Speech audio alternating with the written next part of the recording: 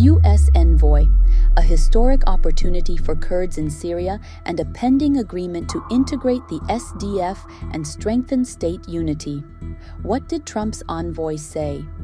The U.S. envoy to Syria said, in breaking remarks carried by Al Jazeera Mubashir, that the current phase represents what he described as the greatest opportunity for Kurds in Syria under the new government led by President Ahmad al-Sharaa. He noted that the ongoing political shifts open a new door to restructuring relations between the Syrian state and the Kurdish component within a unified national framework. Have a Syrian government in effect. They need to be held accountable. They also need to be given the responsibility that they're there to do. And part of these problems was a communication amongst all these entities that just did not function. I'm going to have to leave. If you want me to help, I need to leave to go to the next meeting.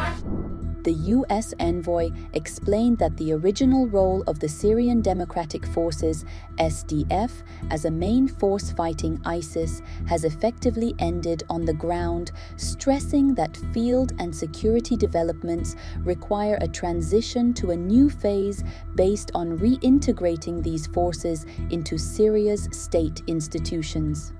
In this context, he emphasized that the current U.S. priority is to support the path of national reconciliation in Syria and to strengthen the country's unity, affirming that Washington does not support any separatist tendencies or federal projects, but rather seeks a settlement that preserves Syria's territorial integrity and sovereignty. The first thing that has to happen is we have to allow them, Syria, to define it themselves without going in with Western expectations of saying we want a democracy in 12 months. We've never had a democracy anyway. I don't see a democracy. Israel can claim that it's a democracy, but in this region, really what's worked the best, whether you like it or you don't like it, is a benevolent monarchy. The envoy also revealed intensive contacts conducted by the United States with the Syrian government and the leadership of the Syrian Democratic Forces, aimed at securing a comprehensive integration agreement and outlining a clear roadmap for its implementation at both the political and military levels, ensuring an orderly and stable transition in this phase. The Syrians are doing a good job at stepping through. They've only been in power since December 8th. And our hope is that we continue with the cadence that we have and we'll get to a security or a border resolution.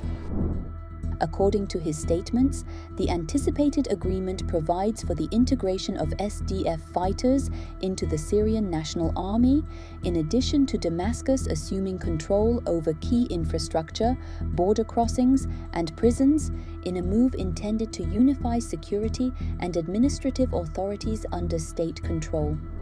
It's for Kurds that go far beyond the partial self-rule that existed during the years of the civil war, considering these arrangements a new foundation for Kurdish participation in Syria's political and institutional life within a unified state.